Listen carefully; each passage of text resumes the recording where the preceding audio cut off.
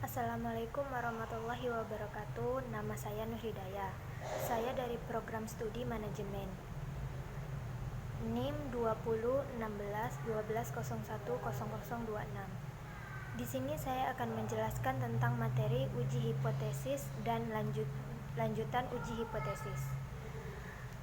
Langsung saja pada dasarnya di sini yang pertama ada deskripsi uji hipotesis. Mengenai suatu klaim yang dibuat terhadap parameter populasi akan dijelaskan dalam bab ini.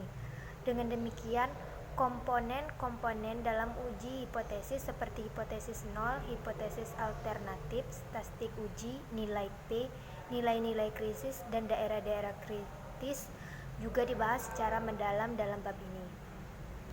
Kemudian yang poin B ada relevansi. Dalam statistika inferensial, aktivitas utamanya adalah menggunakan data sampel untuk mengestimasi parameter populasi dan menguji suatu klaim mengenai parameter suatu populasi. Bab 2 sudah membahas bagaimana mengestimasi proporsi, mean, simpangan baku, dan variansi dari suatu populasi. Dalam bab ini akan difokuskan pada aktivitas statistika inferensial. Yang kedua yaitu melakukan uji hipotesis formal untuk menguji suatu klaim yang dibuat terkait proporsi, mean, simpang baku, dan variansi populasi. Dengan uji hipotesis tersebut kita akan bisa membuat argumen-argumen yang berdasarkan bukti-bukti sampel sehingga argumen yang kita buat tersebut menjadi argumen yang kuat. Kemudian lagi ada bagian yang C, capaian pembelajaran. Mengidentifikasikan hipotesis nol dan hipotesis alternatif ketika diberikan klaim mengenai parameter populasi yaitu proporsi, mean, simpang baku, dan variasi. Menentukan statistik uji, nilai-nilai krisis, nilai P, dan menyatakan kesimpulan akhir yang bisa menjawab klaim awal. Menggunakan data sampel untuk melakukan uji hipotesis formal terhadap suatu klaim mengenai proporsi suatu populasi. Menggunakan data sampel untuk melakukan uji hipotesis formal terhadap suatu klaim mengenai mean suatu populasi ketika simpangan baku populasi tersebut diketahui ataupun tidak diketahui.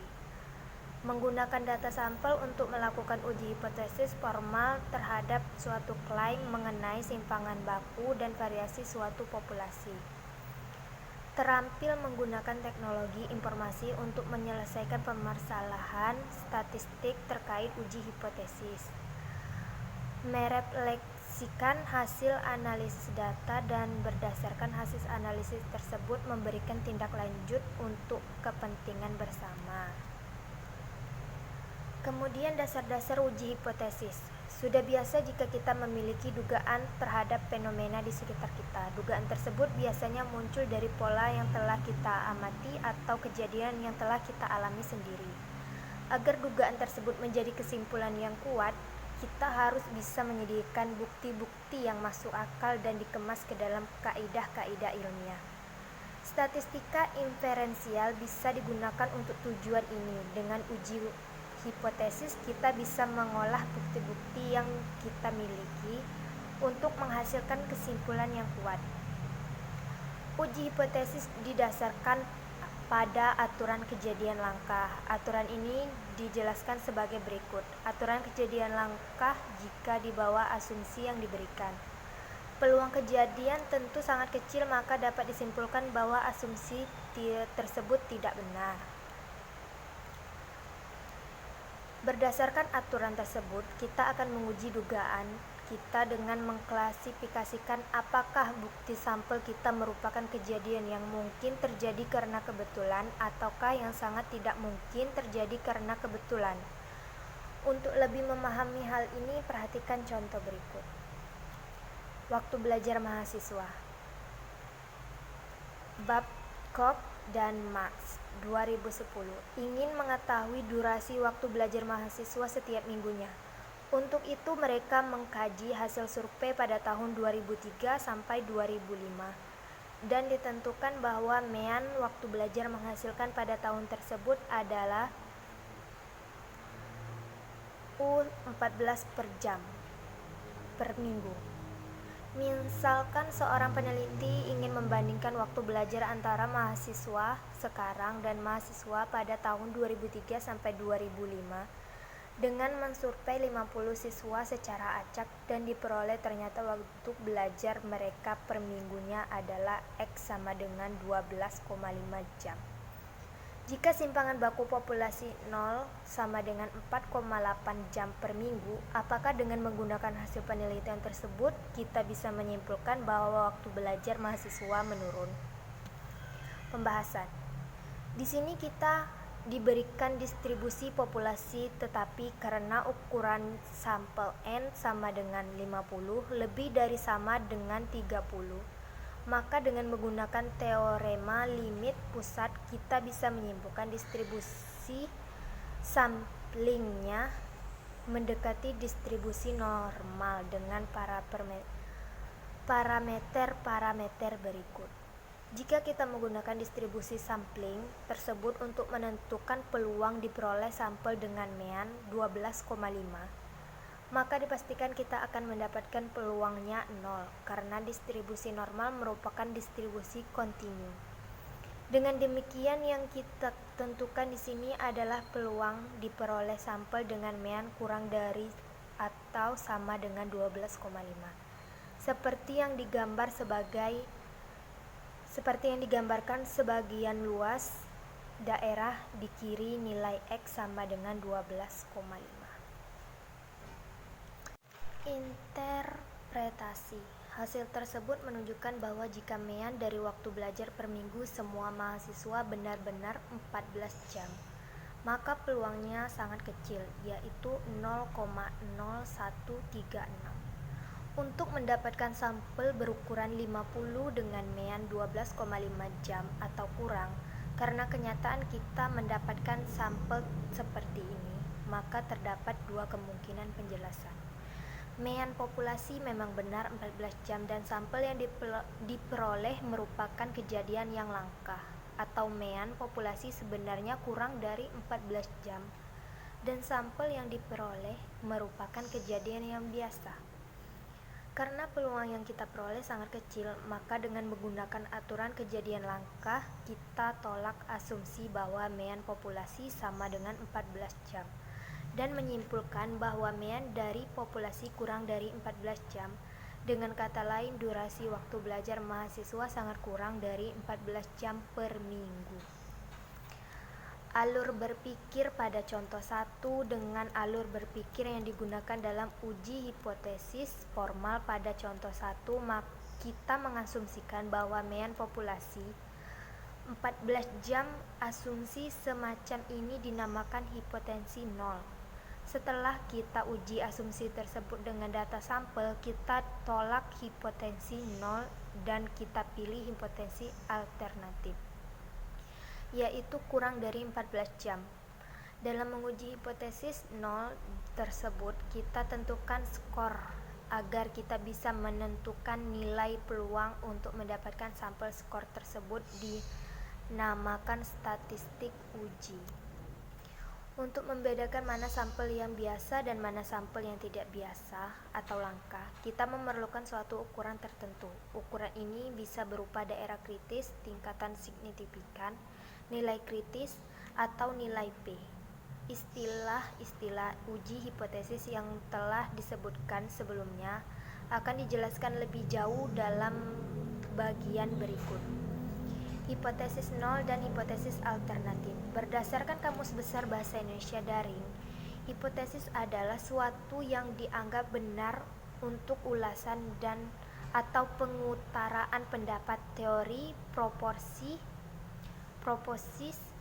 dan sebagainya. Meskipun kebenaran masih harus dibuktikan, dalam statistika hipotesis adalah suatu pernyataan mengenai karakteristik dari suatu atau lebih populasi, karena biasanya sangat sulit atau bahkan tidak mungkin untuk mengali informasi mengenai karakteristik populasi secara langsung. maka kita bisa menggunakan data sampel dan melakukan uji hipotesis. Definisi uji hipotesis adalah suatu prosedur yang didasarkan pada bukti sampel dan peluang untuk menguji pernyataan mengenai kreativitas dari suatu atau lebih populasi. Karena dalam melakukan uji hipotesis, kita menggunakan data sampel yang karakteristiknya bisa berbeda dari sampel ke sampel. Kita tidak bisa yakin 100% terhadap kesimpulan akhirnya. Kesimpulan akhir tersebut bisa membenarkan atau menyalahkan klaim yang kita buat. Karena klaim tersebut bisa benar atau salah, maka terdapat dua jenis hipotesis, yaitu hipotesis nol dan hipotesis alternatif. Definisi hipotesis nol dinotasikan dengan HO adalah hipotesis yang akan diuji. Istilah nol di sini menyatakan tidak ada perubahan, tidak ada pengaruh, atau tidak ada perbedaan. Hipotesis nol akan diasumsikan benar sampai bukti sampel berkata sebaliknya. Hipotesis alternatif dinotasikan dengan H1 adalah hipotesis yang berbeda dengan hipotesis nol. Hipotesis alternatif merupakan hipotesis yang kita cari bukti untuk mendukungnya. Tanda dalam hipotesis nol. Meskipun ada beberapa penelitian yang menggunakan simbol kurang dari dan lebih dari hipotesis nol, di dalam buku ini hanya akan digunakan tanda sama dengan. Dengan kata lain, kita mengasumsikan karakteristik dan populasi yang proporsi, mean, variansi, atau simpangan baku populasi tersebut sama dengan suatu nilai tertentu. Hal ini dimaksudkan agar kita bisa menggunakan distribusi tunggal dan uji hipotesis yang kita lakukan. Ketika kita akan melakukan uji hipotesis, maka kita harus mengidentifikasikan hipotesis nol dan hipotesis alternatifnya. Kedua hipotesis yang akan diuji dan nyatakan klaim atau hipotesis tersebut ke dalam bentuk simbol matematis. 1. Identifikasi klaim atau hipotesis yang akan diuji dan nyatakan klaim tersebut hipotesis ke dalam bentuk simbol. Kesimpulan uji hipotesis. Sampai di sini kita telah mempelajari hipotesis nol dan hipotesis alternatif. Statistik uji dan memahami bagaimana menilai statistik uji tersebut dengan menggunakan daerah kritis, tingkat signifikan nilai kritis, dan nilai P. Setelah kita menilai statistik uji, maka dalam uji hipotesis selalu akan diperoleh kesimpulan awal. Satu dari dua pernyataan berikut: menolak hipotesis nol atau gagal menolak hipotesis nol. Untuk bisa sampai ke kesimpulan, kita harus memperhatikan kriteria dalam pembuatan kesimpulan tersebut. Di tabel 3 dan 1 akan dijelaskan kriteria pembuatan kesimpulan ketika kita menggunakan metode nilai P dan metode tradisional. Galat dalam uji hipotesis. Dalam uji hipotesis, kita menggunakan informasi dari data sampel untuk memutuskan apakah menolak atau gagal menolak hipotesis nol. Karena kita menggunakan informasi yang tidak menyeluruh, yaitu data sampel, maka bisa saja kita membuat keputusan yang benar atau keputusan yang tidak benar, meskipun yang kita lakukan semuanya benar.